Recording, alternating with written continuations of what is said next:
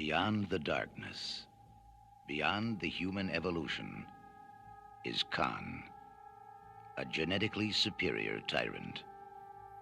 Exiled to a barren planet, banished by a starship commander he is destined to destroy. Left for dead, he has survived.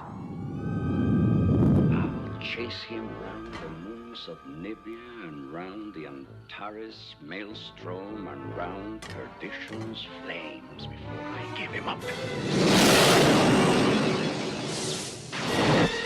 There she is. There she is. Fire!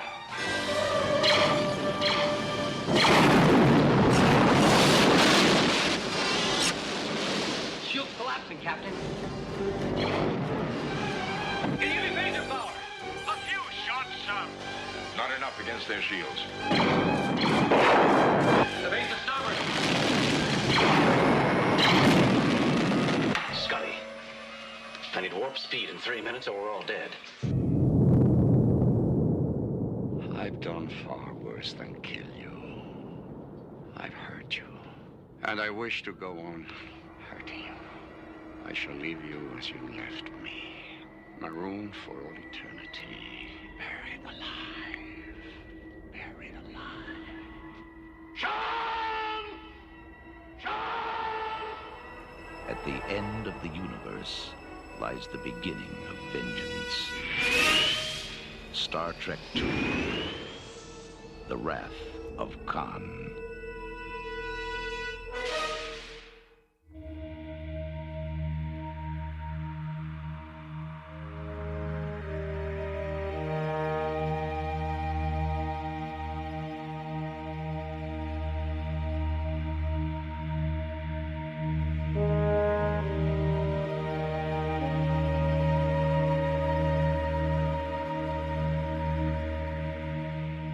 The Rewatch Podcast presents the Star Trek film series Rewatch.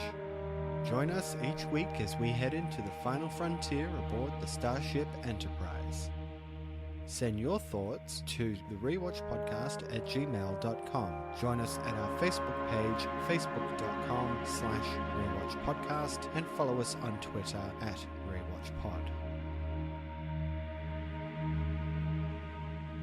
Today we're discussing Star Trek II, The Wrath of Khan, starring William Shatner, Leonard Nimoy, DeForest Kelley, James Doohan, George Takei, Walter Koenig, Nichelle Nichols, Kirstie Alley, and Ricardo Montalban. Directed by Nicholas Meyer. Welcome back to the Star Trek film series Rewatch. I'm Cory, and I don't believe in a no-win situation. And this is Nathan, and the needs of the many outweigh the needs of the few or the one. How you doing, Nathan? I'm good, Cory. How are you, mate? I'm very excited to be back talking more Star Trek. Yeah, I thoroughly enjoyed last week, and I'm hoping you're enjoying it as well, and our listeners are enjoying it as well too. Yeah, that's the main point. So that is the main point. Shall we get into it? Yeah. Well, we're obviously here. We're going to be discussing Star Trek II: The Wrath of Khan. Okay, so the first time I watched this was definitely during my rewatch a couple of years ago when Into Darkness was coming out. That was the first time I'd seen it. I can't believe I waited so long to watch it. Yeah. So what about you? When did you first see this? Truthfully, I cannot remember when I first saw this film. I've kind of got memories of maybe watching it as I was a teenager, but I think the first movie left a bit of a impression on me where I didn't really like it so much. As I said to you before, it wasn't until I was kind of like into my late teens that I kind of started getting into Star Trek, but I've got a vague memory of watching this maybe earlier on. But it wasn't. I didn't really appreciate it until kind of my later years. I thoroughly enjoyed watching it again, and I'm really looking forward to discussing it in great detail with you. So yeah, it should be good. Well, let's get into it. I guess I'll start with a plot synopsis, a little bit more complex than last week's. Yeah. I'm looking at your synopsis here. It's very complex. You're right. But you know what? To be fair, the story is reasonably complex. It's not very straightforward, this one. But yeah, I don't think it's worse for it. It's just different. Yeah, absolutely. Okay, so the Federation, along with a group of scientists, are working on Project Genesis, a device capable of enacting life-generating properties in dead planets. So far, the preliminary experiments have been a success, so the Federation sends the USS Reliant to explore SETI Alpha 6. When the sensors detect a possible life sign, Captain Tyrrell and Chekhov investigate. They find what appears to be a life pod and are captured by Khan Noonien Singh, the genetically engineered Superman from the late 20th century whom Kirk had marooned on SETI Alpha 5 15 years ago. SETI Alpha 6 had been destroyed only 6 months after their arrival, turning SETI Alpha 5 into a barren wasteland. Khan puts worm creatures in them, which makes them susceptible to suggestion. Khan takes over the Reliant and tries to steal Genesis to get revenge on Kirk. He starts by making Chekhov contact the scientists in charge of Genesis and telling them that Kirk has ordered him to take possession of Genesis. When they attempt to verify the order, Kirk takes command of the Enterprise from Spock during a cadet training cruise. They intercept the Reliant, but unaware of the imminent attack, Khan cripples the Enterprise. Kirk devises a plan involving beaming below the surface of a lifeless rock into a cavern created during Phase 2 of Genesis and is reunited with former girlfriend Carol Marcus and her son David, who is unaware that Kirk is his father. Kirk relays a coded message back to the Enterprise, leading Khan to believe they are more vulnerable than they really are, and gives them the upper hand when going into a head-to-head battle with Khan. Kirk and the Enterprise win the battle, so Khan is left with only one choice: activate Genesis in the hopes that the blast will destroy them both. The Enterprise is too battle-torn to escape, and Spock sacrifices his life to get warp engines back online, allowing them to escape the explosion. David comforts Kirk for his loss and proclaims he is proud to be his son, and they share a hug.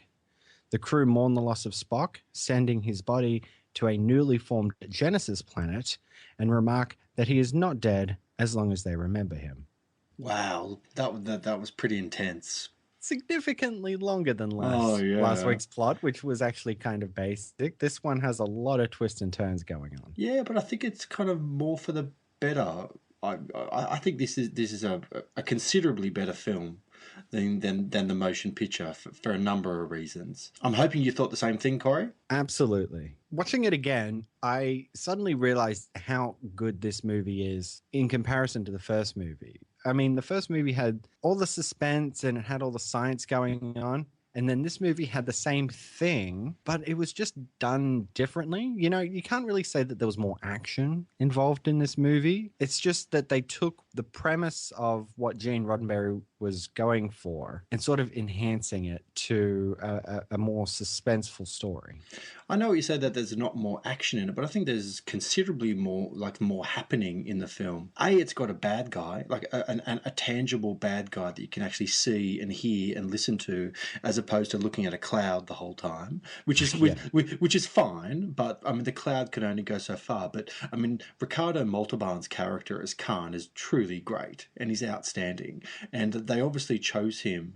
From what I understand, Nicholas Meyer, the director, who actually didn't know too much about Star Trek, went through. Actually, it wasn't Nicholas Meyer's. Harve Bennett, the producer, went through all of the original Star Trek episodes and actually chose Star Trek Space Seed as the best candidate for a sequel, which is where Khan's original character emanates from. Spock even remarks in the script that it would be interesting to return in 100 years or so to see what type of civilization had grown there.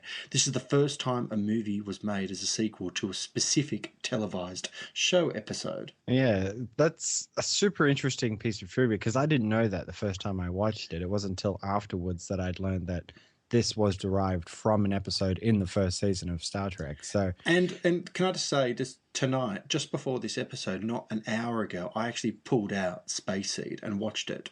I watched the episode, which I don't really recall seeing before, and I noticed a glaring continuity error in it, which really made me kind of go, "What's going on here? This doesn't make any sense at all." Because in Wrath of Khan, Chekhov goes down to the planet, right? And he's kind of, and he runs along, and then he sees a little thing that says US Botany Bay, right? And then he freaks out with the other captain, says, "We've got to get out of here now. There's going to be big trouble." And then he kind of comes back in, then he gets captured by Khan. And he knows exactly who Khan is. Exactly who Khan is. Yeah. And Khan even looks at Chekhov and goes, "Ah, I remember you." But the reality is, in the Space Seed episode, which was season 1, episode 22, Chekhov isn't even in the episode. Chekhov doesn't show up till season 2 of the original series. Maybe he read a mission report or something. Who knows? I jumped online and kind of thought, okay, obviously there's going to be some kind of Trekkie fans out there that have got some conspiracy theory, and they all kind of estimated that there was 300 people on the Enterprise, and there's a very good chance that Khan would have met Chekhov off camera somewhere. I think that's unlikely, but that's okay. Oh, well, that's interesting. Yeah, anyway, yeah. I just found it like an interesting point, how they kind of missed that bit. But, at the end of the day, it doesn't really matter. Like, whatever. Yeah. Anyway. So we have a June 4th release for this. This is 1982. So this is 3 years after the making of the motion picture. And it opened in about 50% more cinemas, too. So we're looking at 1,621 theaters in the US. So they've given it a better release time, mid-year rather than Christmas release. And they've upped the number of cinemas they're going to. So obviously, they've got a lot more faith in the series at this point. June 4, that's like a prime opening release. That's summer over there, isn't it? That's like a summer blockbuster. So you can see how much Paramount was really happy with the success of the first film. Even though it cost them $46 million, which was the highest, the most expensive motion picture at that particular stage. But it did gross considerably more than that. It's certainly enough to make a profit.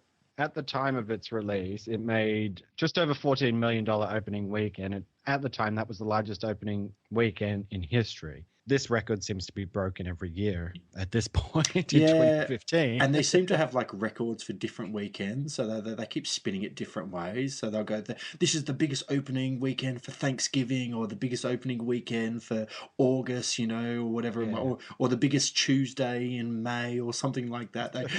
They always come up with some kind of record just to kind of give it publicity, Didn't we just have like the longest month of June or something like that because they added an extra second to the atomic clock or something? Yeah, I think I saw something like that. I didn't really pay much attention to it, but they were talking about it a lot, weren't they? Yeah, but anyway. Overall, this made nearly $79 million, and that put it in the 6th highest grossing film of 82, as opposed to the motion picture, which was the 4th highest grossing film of 79. So, it had a bit of a drop off in its ranking there, but still, $79 million in the US is nothing to stick your nose up at. And also considering that the budget of the picture was only $11.2 million, it actually it grossed $78 million domestically in the US, but then actually went on to make $97 million worldwide.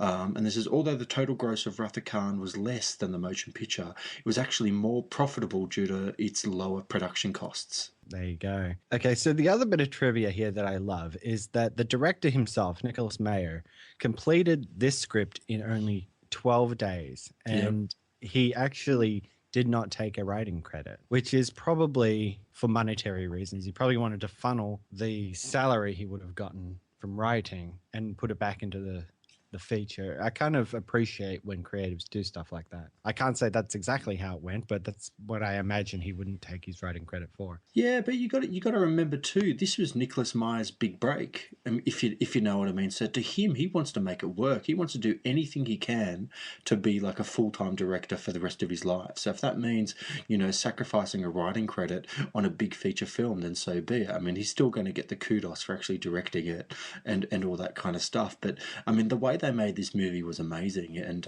I love the fact that the motion picture, I said this before, was the most expensive film at the time to be made. They really went the opposite way with this, and they actually purposely pulled the budget in by like recycling effects from the previous movies and reusing sets and costumes and using miniatures and various other kind of ways to do things. But I thought it was very clever filmmaking, and I think this is a really good example of a movie that didn't cost the world but is far superior to the more expensive previous movie. You know what I mean? Yeah. And yet again, Leonard Nimoy did not want to come back for this. The only way he was enticed back by Nicholas Meyer was that he would write Spock a very dramatic death scene. I just think it's amusing whenever I hear stuff like Spock didn't want to come back for a Star Trek film, because I mean, how many did they make, man? They made quite a lot, and he's in an awful lot of them. So yeah, he's in every single one. So. they must have enticed him back with various ways over the years, and he just kept coming back for that paycheck, didn't he? Yeah, absolutely. I suppose you can't really blame him, can you? Yeah, you know, he wants to try something new. So he wants to diversify. Any good actor wants to do that. But you're dead right. Nimoy didn't want to come back for this film, and they did entice him back with a very juicy death scene. But it was actually interesting because the death scene initially wasn't at the end of the film. It was actually at the start of the film. And then negative audience reaction led to significant revisions over the ending, and they actually moved his death to the end. Yeah, which I think is a lot more dramatic, and you don't see it coming. I mean, you wouldn't see it coming at the beginning of the film, but at least you had Spock for the movie. You know? And of course, it was completely heavily re-edited as well, and it's not quite what Mayer wanted, but you could see that it's kind of a weird ending in that, yes, Spock is dead, but they have this lingering shot of the pod as well, as if to say, well, maybe he's not. And then, of course, the next film is called The Search for Spock. That's right, yeah, exactly. He's not going to be, if I remember, he's not going to be in it a lot, but, you know. That's right. Hey, mate, spoiler Spock alert. is going to be in it. Spoiler alert, all right? Now, something that I found interesting as well is that after the release of the motion picture, executive producer Gene Roddenberry actually wrote his own sequel to the original Star Trek. In his plot, the crew of the Enterprise actually travel back in time to set right a corrupted timeline after Klingons used the Guardian of Forever to prevent the assassination of John F. Kennedy. Would have been a bit different, don't you think? Yeah, I think so. And yeah, we're going to get into time travel in the coming movies. Yeah, so definitely. Yeah, you can see how like maybe they turned it down here, but they maybe recycled it slightly. Well, and you know, I did think the same thing too. Of course, you know. Anyway, like let's not get too far ahead of ourselves. So, just after Kirk steps aboard, Scotty actually says that he had a wee bout, but what he's actually referring to, actually, this was a reference to Doohan's heart attack, which actually took place just before filming. And I think it's actually interesting to say that he had a heart attack, because throughout this whole movie, he does have a bit of a pained look on his face, like for the whole film. Yeah, he really does. I think it's an interesting line, is that they're sort of giving them backstories because, you know, we'll get into it, but this movie kind of corrects the real world timeline. You know, we were saying last week about how it was supposed to be 4 years later, but it's actually in real time 10 years later. Yep. This time, I'm thinking they've corrected that timeline as well. Because they say they marooned Khan on SETI Alpha 5 15 years ago.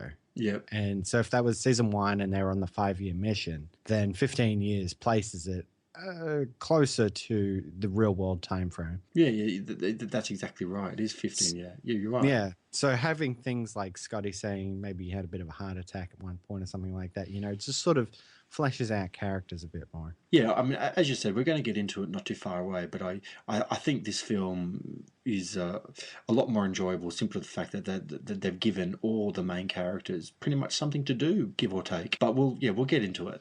Shall we just get into the main discussion? Sure. Okay, so The Wrath of Khan. You know, as I was just saying, I think this movie is just way superior to the motion picture. It really is. Oh, dude, I totally agree. Even within the first 10 minutes of the movie, you could certainly get a sense that all the characters and cast are certainly having a lot more fun this time around, I think. And you can see it in their performances, and you can also see it in the backstories that they're kind of given. Like Shatner or sorry, I should say Captain Kirk has a backstory in this. Chekhov does as well. Scotty does as well a little bit. The only two people that they don't really include all that much is Sulu and Uhura. They don't really give either of them too much to do. Well, you know, at the beginning of the movie, it starts off with Kirstie Alley. I shouldn't say Kirstie Alley. I should probably use Savick. Her name's Savick. And she is captaining the Enterprise. And everyone's aboard and Klingons are attacking. And then everything just goes balls up. The control room is just blowing up everywhere and everyone's dying. And it's tense as well. It's like from a audience point of view, you don't really know exactly what's going on. You're watching it, just going, what's going on? What's happening here? Who is this woman? Why is she kind of on the the bridge of the Enterprise? And I think there's Uhura's there and Sulu's there and a few others are there as well, aren't they? And you have no idea what's happening. And then they just flip it on its head. Yeah, totally. And it turns out that Savick is nowhere near being a captain. She's a trainee, a Starfleet trainee who is taking the Kobayashi Maru test. That's right. Which is really awesome. It's a test that is designed to be unwinnable. Yeah, it's a no-win situation, isn't it? Yeah. And I love when Kirk comes in and sort of explains to her what the point of it is, because she can't understand. We should mention that Savick is a Vulcan. Well, actually, she's a Vulcan, but she's meant to be half Romulan as well. Hence, right, that's what it is. Hence why she kind of appears to have a little bit more of an emotional streak in her. She's not as accepting of logic as perhaps Spock is, if you know what I'm saying. Yeah, I was trying to figure it out, really. I guess I just assumed she was part human because she didn't have the eyebrows. Yeah, well, I read the other day that there was a bit of a... I don't think it's explained very well in the film, but in the script, there's meant to be like a bit of more of a backstory with Savick. And yeah, you're right, she's meant to be half Romulan. Right, so that's what it is. Which is, she plays a good role throughout the entire film. I kind of couldn't remember what what her part in the film was. I actually thought it was kind of small, thinking back to it, but she actually sticks with them for most of the time. Is this kind of her breakout role, Kirstie Alley? I think this is, if I remember, the credit said introducing Kirstie Alley, so this might have been like her first. Yeah. Film. She before this, she was in some TV show 4 years prior in one episode. So this was absolutely her big starring moment, man. So she would have been putting everything in this role. Yeah, and I think she does a fantastic job. Well, in the subsequent movie, she's actually not the only character to play Savick. I think there was two other actresses, including Kim. I think Kim Cattrall played the same character in 2 films later. I think it is. Right. So we're going to see that crop up. We're going to see that crop up. Sorry, there's a bit of a spoiler there, isn't it? We're just spoiling all the movies. Yeah, I guess we're working under the assumption that everybody's seen these movies before. I'd like to think that we're preaching to the converted a little bit, Yeah. But, it's a great opening scene. It's quite tense. It sets up the Kobayashi Maru test. It sort of sets up how Kirk is the only cadet to ever pass the test. And that is going to play in later when Savick sort of confronts him about how he actually did that. Sir, may I ask you a question? What's on your mind, Lieutenant? The Kobayashi Maru, sir. Are you asking me if we're playing out that scenario now? On the test, sir. Will you tell me what you did? I would really like to know. Lieutenant, you are looking at the only Starfleet cadet who ever beat the no-win scenario. How? I reprogrammed the simulation so it was possible to rescue the ship. What? You cheated. I changed the conditions of the test. Got a commendation for original thinking. I don't like to lose. Then you never faced that situation. Faced death. I don't believe in the no-win scenario. Kirk to Spock. It's 2 hours. Are you ready? Right on schedule, Admiral. Just give us your coordinates and we'll beam you aboard. All right. I don't like to lose. We were immobilized. Captain Spock said it would be 2 days. Captain, you of all people go by the book. Spock! You know Dr. Marcus? Why, of course. Hello, Mr. Spock. I'm taking this bunch to sick bay. By the book? by the book. Regulation 46A. If transmissions are being monitored during battle... No uncoded messages on an open channel. You lied. I exaggerated.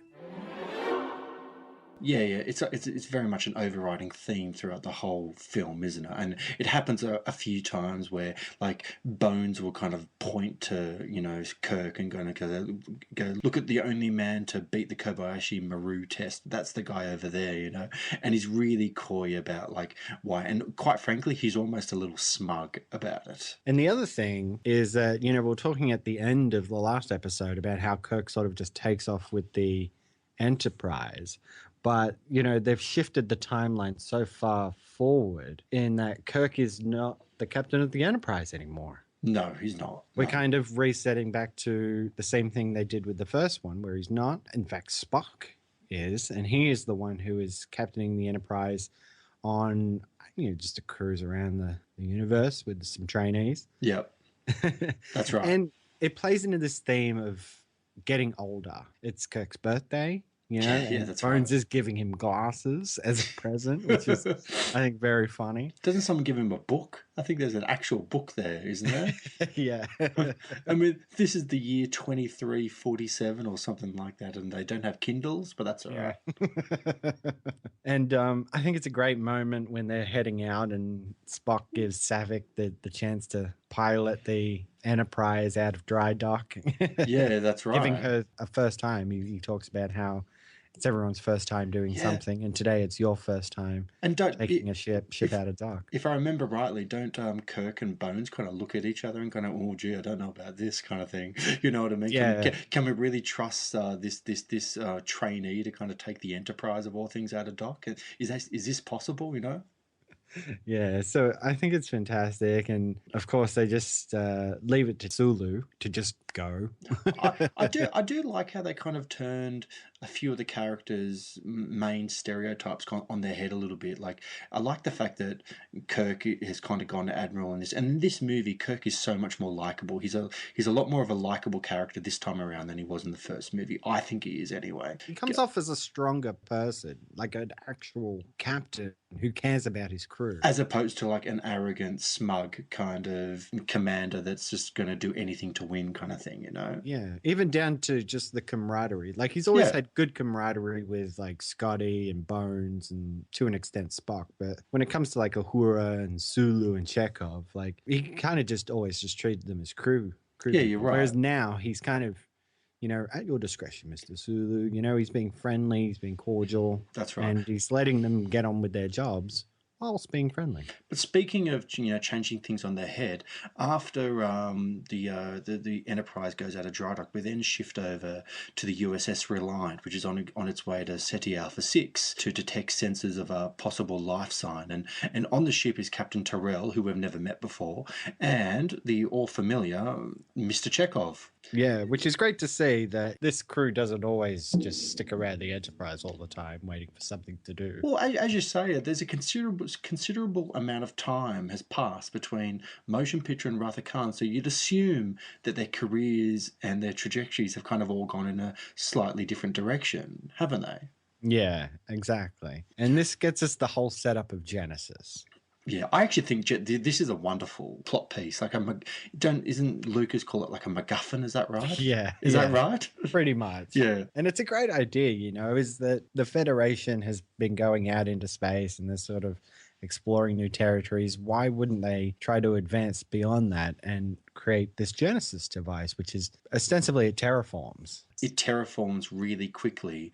And to cut a long story short, Khan wants it. Doesn't he? He wants it bad. I'm not exactly sure what his plan was to do with it in the first place. I mean, we know what he ultimately does with it. But... Well, in Space Seed, which is the original series episode that I just watched tonight, when they actually find Khan, he's been drifting in the USS Botany, and they predict it's been drifting for 200 years, and they actually backtrack his history to being this all-powerful leader on Earth in the 90s, where they actually say that he ruled like a third of the world, like Earth, a third of like the Earth, like this. He was like this Asian Asian kind of leader, warrior, no less.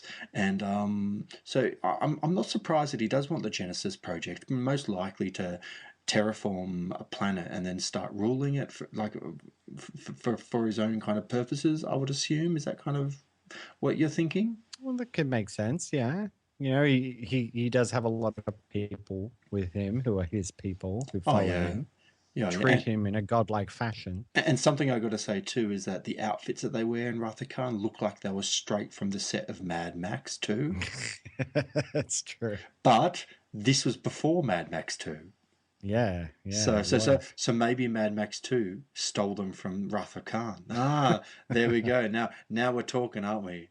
So Khan desperately wants the Genesis Project, and he actually blackmails Chekhov and Captain Terrell to kind of do his bidding for them. And I think there's a very, very good scene, and I think it's really good acting as well from Chekhov. Do you remember the scene where Chekhov calls in to where the Genesis Project is, and he's actually telling them about how we're going to be there, we're en route to you in 2 days, and she freaks out and she goes, hang on a second, we're not expecting you for 3 months, why are you showing up all of a sudden? And he's like, well, I've got my orders have changed, Captain Kirk has said that you've got to hand over Genesis to me, and it's actually quite good acting, even though he's lying through his teeth, but it was quite believable, I thought. Yeah, he does a good job.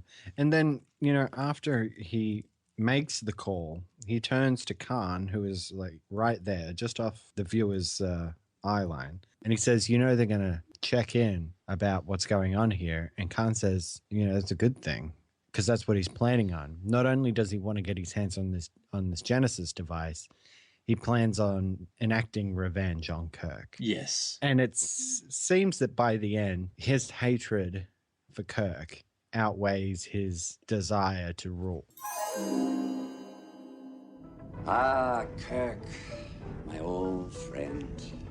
Do you know the Klingon proverb that tells us revenge is a dish that is best served cold? It is very cold in space.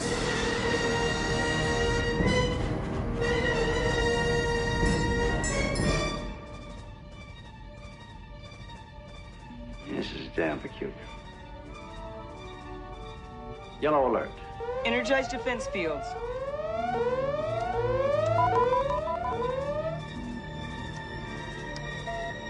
I'm getting a voice message. They say their chambers coil is overloading their comm system. Spock. Scanning. Their coil emissions are normal. They still haven't raised their shields. Raise ours. Their shields are going up. Lock phasers on target. Locking phasers on target. They're locking phasers. Raise shields. Fire!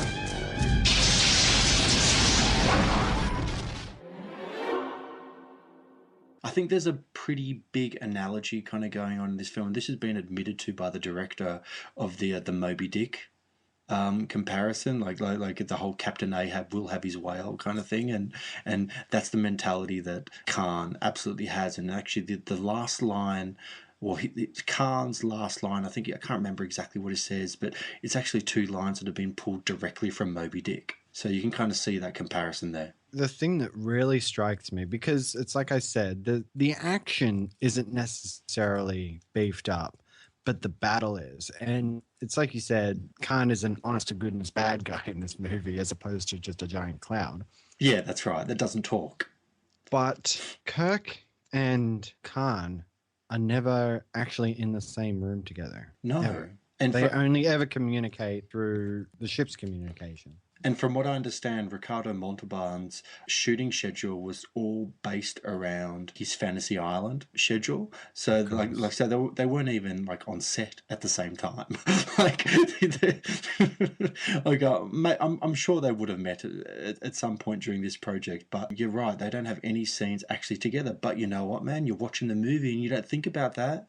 I think Ricardo's acting in this is fantastic. I think he's a great Khan. And he's a really cool bad guy, isn't he? He's buff too, isn't he? I know, and Jesus, and you know what? He wasn't yet young when he did this. I'm not too sure exactly how old he was, but I think he was kind of like well into his 50s. And I think there was actually a rumor going around for a long time that his chest was actually a prosthetic, and it actually wasn't real. But Nicholas Meyer came out and actually said, no, that's actually Ricardo Montalban's actual body. And yeah, he looks pretty good for his age, doesn't he? And you would never pick that Shatner and Montalban aren't actually acting together, because their back and forth is just, it's so amazing.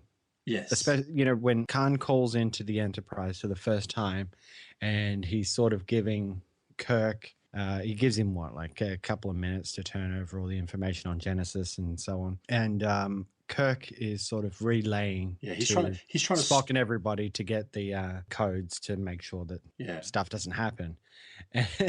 And whenever Khan would say something like, "You have 30 seconds left, Kirk," or something like that, and Kirk would just sort of look over his shoulder with his glasses and be like, "Oh, it's coming through now, Khan." Yes. It's just a great back and forth. Doesn't he keep coming up with crazy stuff like it's going to be like it's taking a while for the library to kind of load up, and he says like just doing anything he can to kind of stall him, doesn't he? And then he doesn't he do that trick where actually I think Kirstie Alley's at the helm and he actually looks at her and sort of says, you can actually put the code in for their console and actually take control of their ship from that console. Is that right? Something like that anyway. It's going back to like the action isn't beefed up, but the suspense and the battle is, because when they first encounter the Reliant and they're not putting up their shields because it's another Federation vessel. Yeah, why would they? Exactly. No reason.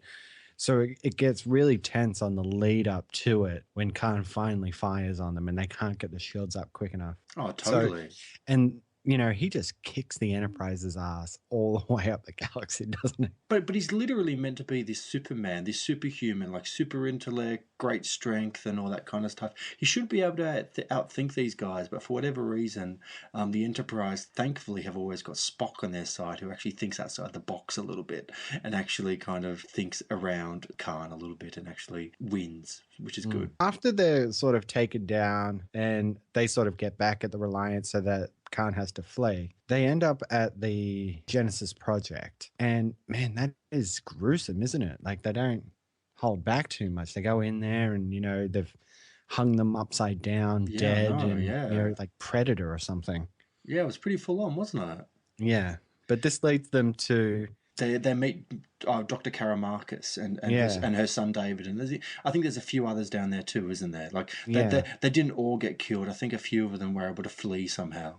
Yeah, and that was the whole thing, was that phase 2 was subterranean. Yes. So it wasn't terraforming the whole planet. It was sort of just creating caverns beneath the surface. But this is actually where it gets interesting, because I keep calling him Shatner. Kirk, I should say. Kirk's character really kind of comes into play a little bit when they get down there, because there's a very serious history between him and Carol Marcus, who have obviously had a previous kind of relationship of some description, and kind of get the impression there was a bit of bad blood. Yeah, because, they finally get some time alone together after Chekhov and Tyrell are revealed to still be working for Khan, or still under the influence of Khan, and Tyrell takes himself out. Kirk and Carol get this moment together, and straight away they go into it. Yeah, David is Kirk's son, and Carol intentionally told Kirk to stay away. I actually think it's pretty good acting by Shatner during that period there, because he really looks a bit freaked out, and for rightly so. I mean, I don't think he had any idea that he had a son before that moment. I got the impression that he did know. You think he did know? Well, because David has major disdain for him. He believes that it's Kirk's fault that this is all happening, and he actually goes at him with a knife. He does, and while they're fighting, he mentions Dr. Marcus, and he says, "I am Dr. Marcus," and he stops, and he's like, "Oh my God, you're David." Yeah, and it's like a moment of realization of, this is the son I never knew. Yeah, because he actually says to Carol as soon as he gets down there, he goes, "I stayed away like you asked, didn't he?" That's what he says, and which implies that maybe she did tell him, and he just kind of chose to stay away. But bit of a tough choice, yeah. Yeah, and it's great development for the Kirk character in like how dedicated he was to Starfleet and his career. Oh, totally. Yeah, maybe she told him to stay away and he didn't put up an argument about it. But he actually says to her, he says, "Why didn't you tell me?" And she says, "Because I didn't want him going around the universe with you or something like that. So, yeah, I'm a bit confused as to whether he did or didn't know. I think it's a little ambiguous, but that's okay. You know, regardless, you know, they're getting shown around, and there's this beautiful underground paradise that Genesis has created. And Savick is asking Kirk again about how he managed to beat the Kobayashi Maru. And his answer is, well, you know, it's a no-win situation, so I reprogrammed it. Oh, that's what he said. He says, I don't like no-win situations. I don't believe in them. That's what he said. Yes. So he just kind of made up his own rules, and he actually big notes himself, and he says, I actually got a commendation for out-of-the-box thinking.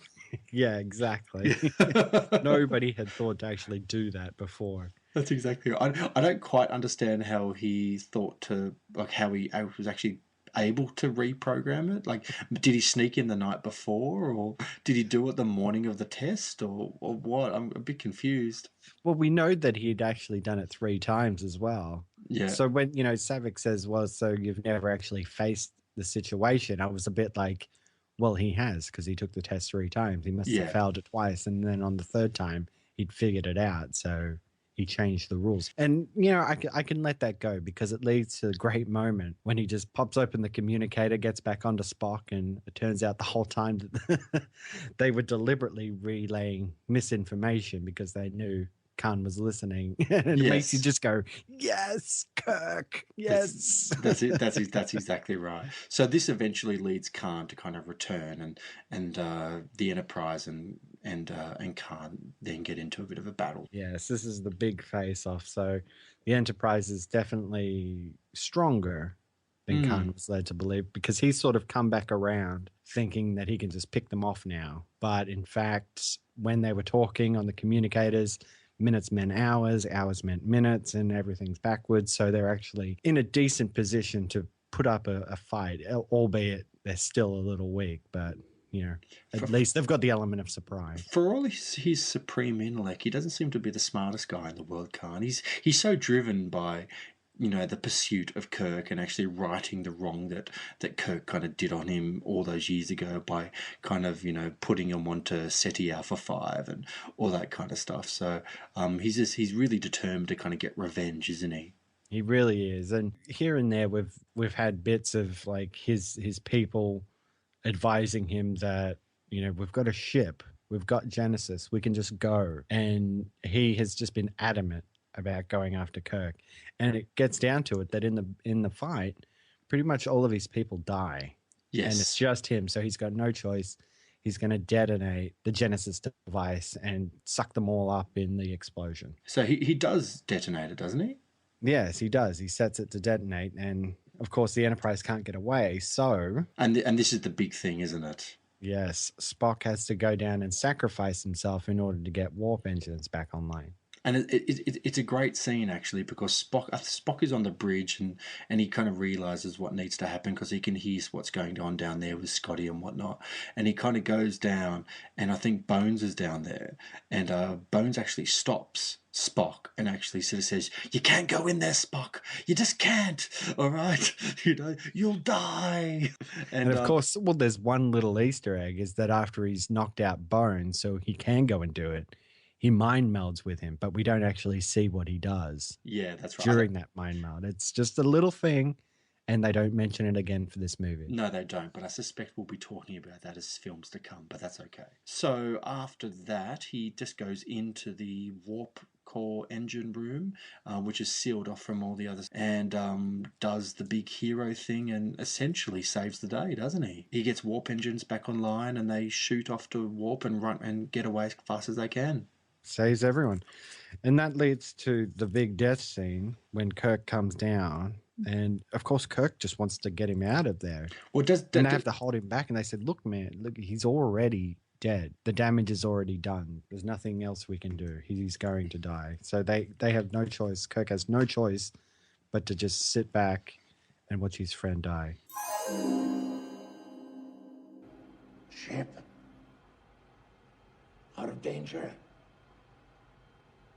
Yes. Don't grieve, Admiral.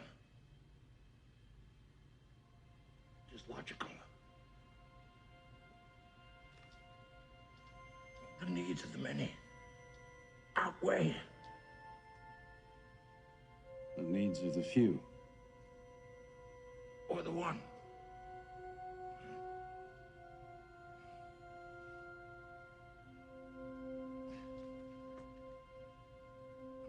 I never took the Kobayashi Maru test until now.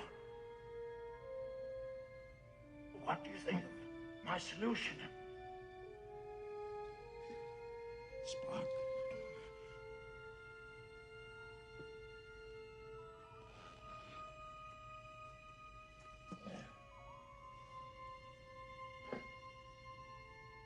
I have been and always shall be your friend.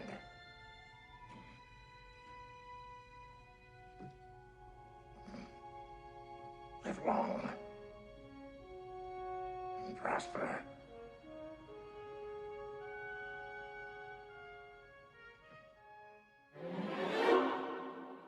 Yeah, arguably his closest confidant, for the Enterprise is behind that glass, and he can't do anything about it. And to be fair, Spock looks pretty bad, doesn't he? Like he's got pretty stuff all over him. He's obviously very unwell, and I think Nimoy does a pretty good job doing that death scene, and I can kind of see why he came back for this role purely for that death scene, because it's pretty big. And that's pretty much it.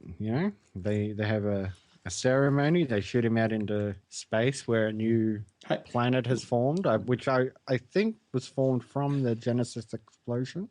I get that impression, and it's all kind of tied into that, isn't it? Absolutely. Right. So it's formed from the Genesis explosion, from what I understand, and it's kind of this new kind of life. It's brimming with kind of, greenery and oceans and water and all kinds of things, yeah. But something that I did kind of think about too is that they make it's a pretty big deal when Spock dies. They make a big drama out of it. They have a big farewell and a big funeral. And do you really think they made such a big farewell out of like the two people that were dead on the transporter in the motion picture and people who died during Khan's attack? That's exactly right. There was a lot of people who died. I don't think it was in the hundreds, but a lot of people that died that didn't get the same farewell, did they? And it just ends with that casket there on the planet's surface, and they sort of pan over it and makes you think there's something more going on here. I've got memories of seeing that when I was a kid, actually, the whole black casket and Spock kind of getting shot off into the distance and landing on that planet. I kind of remember that about this movie the most. I don't think the whole Khan thing really triggered with me for a long time, but I do remember Spock dying. Yeah. I think everyone does. It's actually, when you actually think about it, man, it's a pretty profound kind of science fiction moment in movie history. Absolutely, when Spock died. Totally. Yeah. And like this film, Wrath of Khan, I think it's considered a bit of a science fiction classic. Absolutely. I don't want to say it's my favorite of the series because honestly, I can't say I remember every film. But going back to it this time, I was just astonished by how amazing everything was in this movie. Everybody came to play. They had a very good bad guy, an amazing story, 100% thumbs up. Shall we give it a recommend or not recommend? I guess we don't really need to. I don't think we need to say. I think it's pretty clear. We give it a strong recommend, Yeah, absolutely. I think so too. I mean, it's a great film and a great Star Trek film. And I think this is where kind of Star Trek, in the movies anyway, starts getting a lot more comfortable. And you can kind of see it in the crews you report. I think you talked about it before, like the way kind of Kirk interacts with the crew and the camaraderie amongst them. You can kind of feel it more from this movie onwards. And it definitely kind of permeates through Search for Spock and Voyage Home and so forth and so forth. So yeah, that's the one thing I do remember is that the next few movies are really going to be tied closely together in terms of their plot and continuing the story. Oh, very much so. And, I'm looking forward to kind of getting stuck into Search for Spock, man. Be good. So what are you saying, like a Warp 9, maybe even a Warp 10? Oh, I'm going to say a Warp 8.5 for me. For me, I think it's very, very good. I still think there's maybe, for me personally, like one better, but we're talking a movie that's way down the line for me. So, but we'll get to that. What do you think? Are you a Warp 8, 8.5, 9? What do you I'm think? going to go 9. You're going to go 9? What, yeah, 9? this All is right. pretty outstanding of a film. Cool, man. All right, so just as last week, we do want to remind you that we have a listener feedback section that we are calling our Civilians Log. So if you have anything you want to say, we love to hear what the listeners are thinking about what we're talking about. Yeah. Tell us about like what your first experiences were with this movie, the main things that you kind of remember, anything you like. So yeah, please join in. So we'll be giving out our contact info at the end of the show. But first, we are continuing our game of Who Said This. You can answer this. You can do it on all our social media outlets, or you can do it in your feedback, whichever way. But we'll tweet it a couple of times, and we'll let you know. So this week the line is, "You are my superior officer. You are also my friend. I have been and always shall be yours." Nice one. I tried to do it with the proper inflection. I know you did it. You did very well. Yes, and if you want to give that answer on Twitter, use the hashtag Rewatch Quote. Makes it easy to find, and we'll also do that when we tweet out that line as well. So, yeah, get involved. And of course, we will be back next week with our discussion of Star Trek 3: The Search for Spock. That's it for this episode of the Rewatch Podcast. Keep up with listener interaction by joining our Facebook page at facebook.com/Rewatch Podcast. Follow the show on Twitter at Rewatch Pod, and visit our webpage rewatchpodcast.podomatic.com. And you can always send us an email or record a voice message and send it over to the rewatchpodcast@gmail.com. And also, if you've enjoyed the show, please consider giving us a rate and review on iTunes. That really helps people find the show and helps build up the listener interaction that we love. Exactly. So, yeah. It'd be great if you can review us on iTunes, because every little bit helps. Nathan, thanks again for being here. No worries, man. Thanks for making time and going through these great movies. I'm looking forward to the next one. Okay, so I'll just say until next time, you've managed to kill just about everyone else, but like a poor marksman, you keep missing the target. Live long and prosper. The Rewatch Podcast is not associated with the copyright holders of these films, and no copyright infringement is intended. The use of any and all copyrighted material is only for parody, news analysis, critique, or educational purposes as provided in Title 17, aka Fair Use. Music provided by Kevin MacLeod at incompetech.com. Copyright 2015, The Rewatch Podcast.